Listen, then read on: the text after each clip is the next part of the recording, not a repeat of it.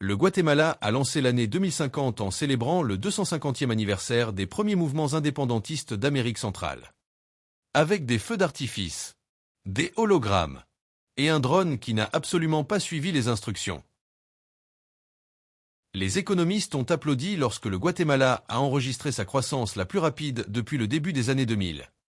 Alimenté par les exportations de technologies vertes et un secteur du café, qui a finalement adopté une agriculture intelligente face au climat au lieu de prier les dieux de la pluie.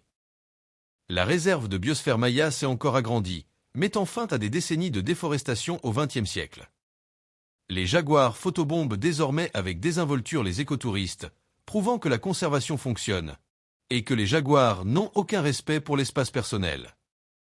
Les élections de 2050 au Guatemala ont vu une participation record des jeunes, faisant écho aux vagues démocratiques de 1944 et de 2015. Les jeunes électeurs exigeaient de la transparence, de l'action climatique et des politiciens qui comprennent réellement comment utiliser une tablette. Le nouveau train à grande vitesse du pays. Oui, le chemin de fer, au Guatemala, relier les côtes du Pacifique et des Caraïbes, ravivant des rêves imaginés pour la première fois lors du boom des infrastructures du XXe siècle, mais jamais pleinement réalisés. Dans l'actualité scientifique, des chercheurs guatémaltèques ont réalisé une percée dans la capture de l'énergie volcanique, transformant les célèbres volcans spectaculaires du pays en célébrités de l'énergie propre. Pacaya est désormais essentiellement une batterie nationale. Les pôles technologiques de Guatemala City et de Quetzaltenango ont explosé, canalisant l'esprit de la révolution Internet des années 1990. Mais avec moins de bruit de connexion et davantage de start-up d'IA portant le nom de volcan. Les programmes d'éducation rurale ont atteint des sommets historiques, mêlant savoir autochtone et apprentissage numérique. Les enfants d'Alta Verapaz étudient désormais l'astronomie en Quechua tout en discutant avec des tuteurs IA qui prononcent les choses correctement. La scène culinaire du Guatemala a explosé à l'échelle mondiale, avec des restaurants fusion peupliants en vogue dans le monde entier. Les historiens de l'alimentation ont fait remonter cet engouement aux anciennes techniques mayas et à une émission de cuisine virale de 2050 animée par un Abuela très charismatique. La saison des ouragans de 2050 a mis le pays à rude épreuve, mais l'amélioration des systèmes d'alerte précoce, les enseignements tirés des tempêtes dévastatrices des années 1990 et 2020 a sauvé des milliers de personnes.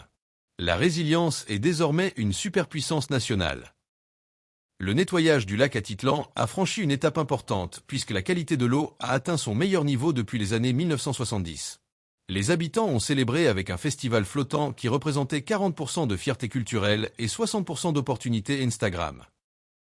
La diaspora guatémaltèque, aujourd'hui l'une des plus influentes des Amériques, a investi massivement dans les startups locales, faisant écho aux vagues migratoires des années 1980, mais en inversant le scénario de la survie à l'autonomisation. Les archéologues ont dévoilé une nouvelle ville maya massive à l'aide d'un lidar analyse approfondie, poursuivant ainsi les découvertes commanditées dans les années 2010. Il s'avère que la jungle cache encore des secrets, et ils sont tous extrêmement photogéniques. L'industrie cinématographique guatémaltèque a réalisé son premier blockbuster mondial, une épopée de science-fiction inspirée de la cosmologie maya. Les critiques l'ont appelé Interstellar meets Popol Vuh, ce qui ressemble honnêtement à une franchise en attente de réalisation. Dans l'actualité humaine, une femme de 112 ans de Totonicapán est devenue virale pour avoir dansé le marimba le jour de son anniversaire, rappelant au monde que la longévité des Guatémaltèques repose sur la communauté, les tortillas, et une joie imparable. Le programme spatial du Guatemala, oui, c'est une réalité maintenant, a lancé son premier cluster de microsatellites, honorant les pionniers de la radioastronomie du pays dans les années 1960 qui ont rêvé grand bien avant que les fusées ne soient à la mode. Le projet génomique de la biodiversité du pays a cartographié des milliers d'espèces, se préparant ainsi aux défis climatiques de l'après 2050. Les scientifiques ont plaisanté en disant qu'ils en savent désormais plus sur les grenouilles que sur leur propre vie amoureuse.